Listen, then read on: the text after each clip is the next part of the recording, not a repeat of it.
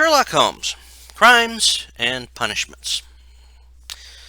This is the seventh game released of the Frogwares published Sherlock Holmes series. And it was released in 2014. I didn't get a chance to get it at the time that it came out, mainly because my computer wouldn't have been able to handle it. Now, this is, at the time of this recording, the third game in the series chronology. It is the seventh game released. And,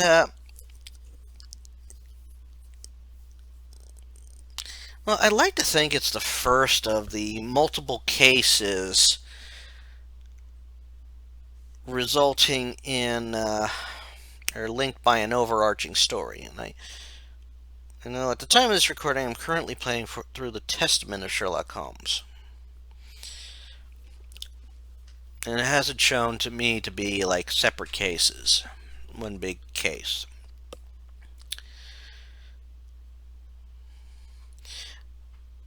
But in this game, the deduction board has been featured in the series from, I'd say, the fifth game on.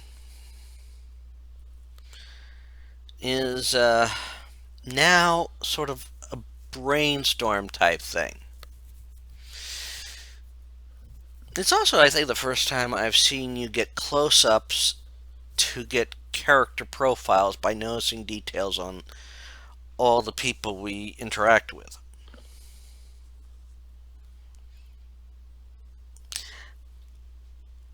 And, the mental deduction board also allows us to see possible outcomes of guilt, reasons, and outcomes. Because with each person that Sherlock Holmes can suspect, he can either choose to have them be arrested and face consequences for their crimes, or absolve them and let them be. It is also because of these different actions that you see different outcomes for each case, and it affects the morals overall. And Sherlock Holmes has been quite unique, as there are some people that he will not hold accountable or not play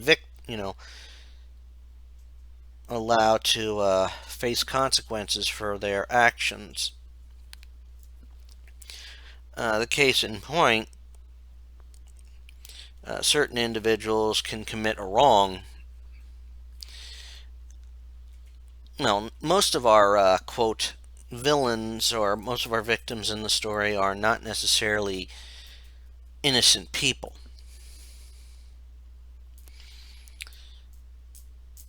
And in a lot of them, you could see something is playing out in a way that would be detrimental.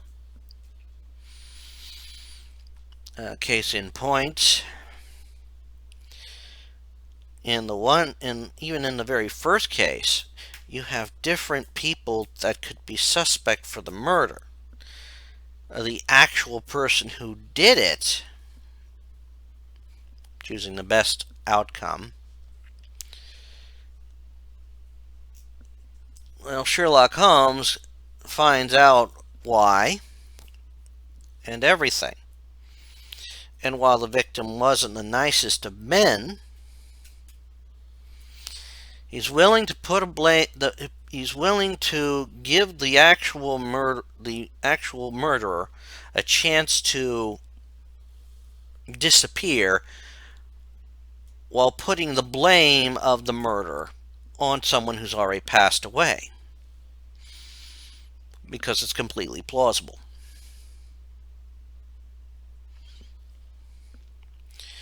This allows for the best outcome for all the possible suspects for the various reasons.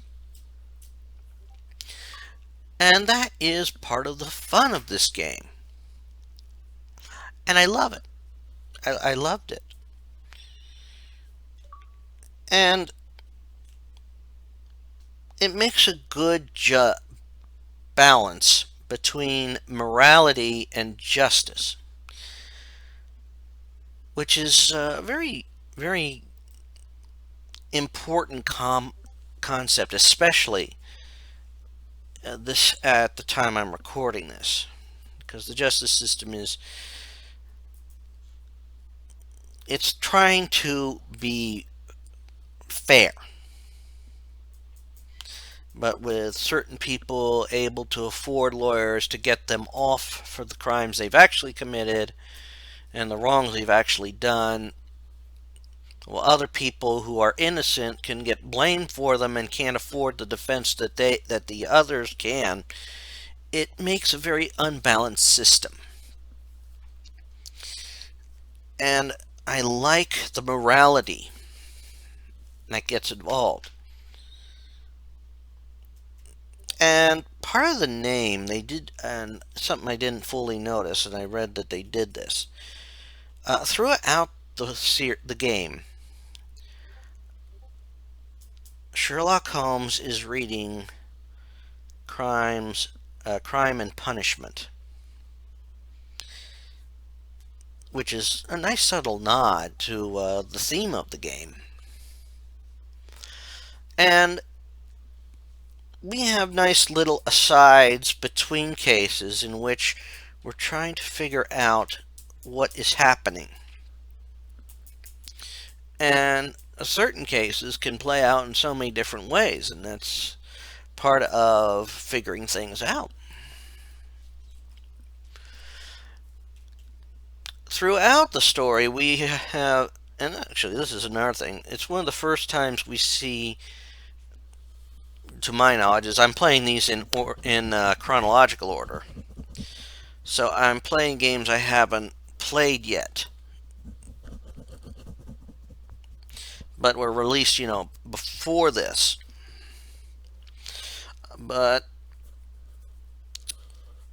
so I could be wrong about this one. I've already found out I'm wrong about another unique aspect of this game that I totally enjoyed.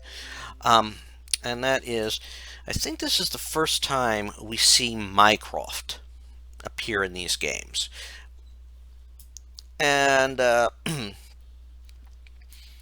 for those who do not know Sherlock Holmes lore, Mycroft is Sherlock's older brother.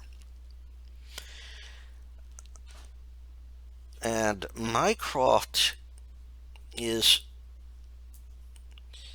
often said to be smarter than Holmes. And Mycroft can work and see things on a larger scale.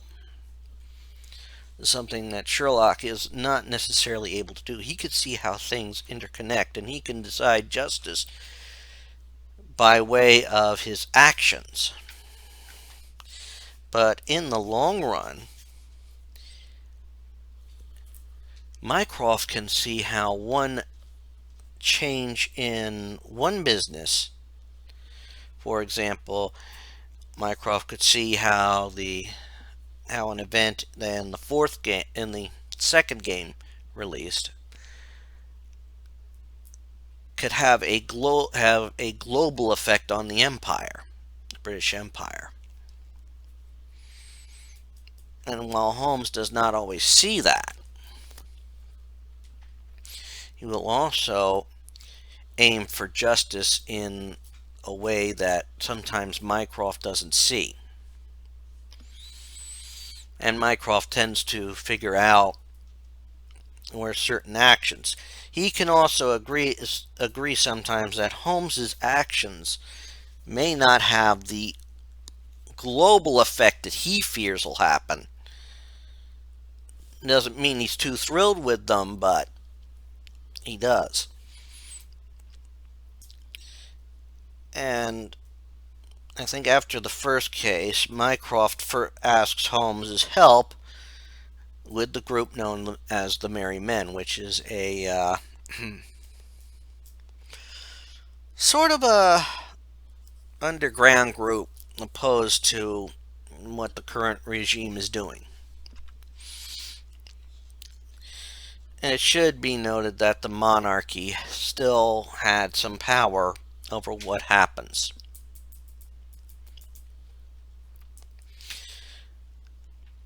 But as things play out, the monarchy, the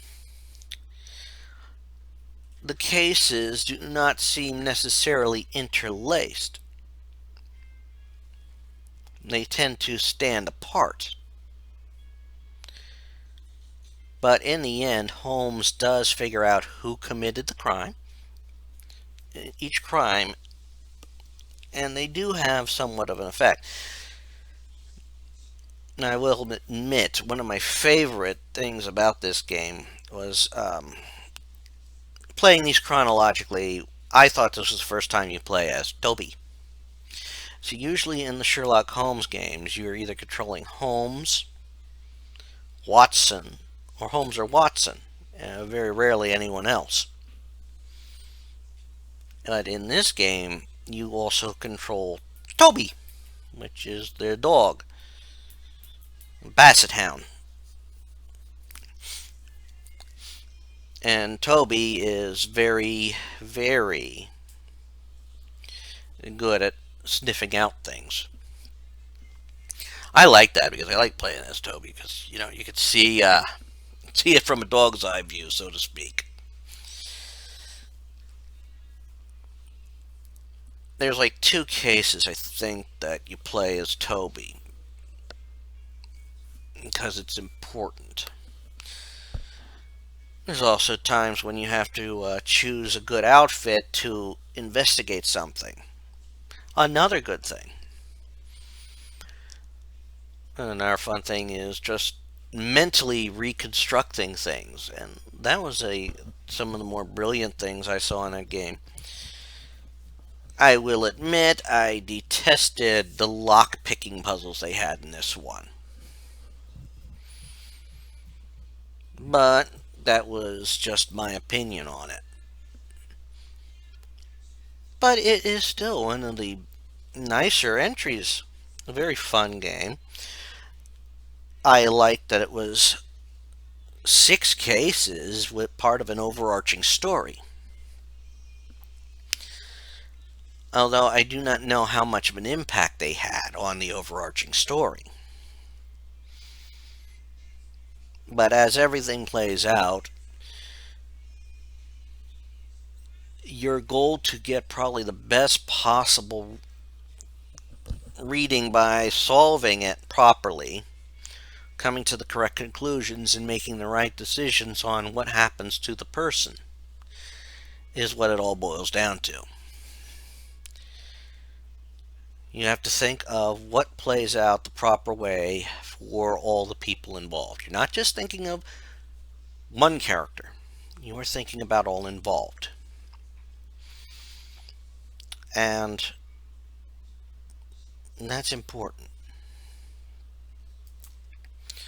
Because again, we get so complacent that we look only at ourselves, but we don't look at how we affect others. And I've had my own battles with depression lately. I mean, in my life after my wife passed. And it helps to change your outlook on life when you have something tragic like that happen. But I think this whole world would be a better place if we could do like Sherlock has to do in this game.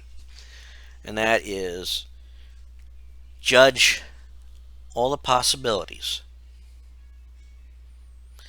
deduce the facts, the most likely outcome, and then make the choice that not only serves justice, but provides the best possible outcome for all involved.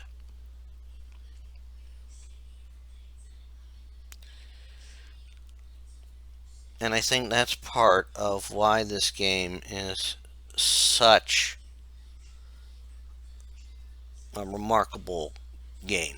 I would recommend it. I recommend any Sherlock Holmes fan play the Sherlock Holmes games.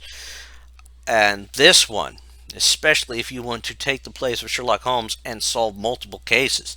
Each game's only been one case, or everything is part of a bigger case. And this one was a joy to play. And that's all I'm going to say about Sherlock Holmes: Crimes and Punishments. I'll give more, like I said, when I do finish the whole series, to do the whole series in a retrospective. If you enjoy these, please check by the website, check by the YouTube channel. Every weekend I put a new retrospective video up. I have other things up on the channel that I recommend you check out. Runs through playthroughs of various games. Reading through some prose I've written over the years. I have runs through the game of Monstrum and Monstrum 2, and who knows what all I'll add to the channel. This is Rich Kale here on YouTube, Rich Gen X elsewhere. Have a good one.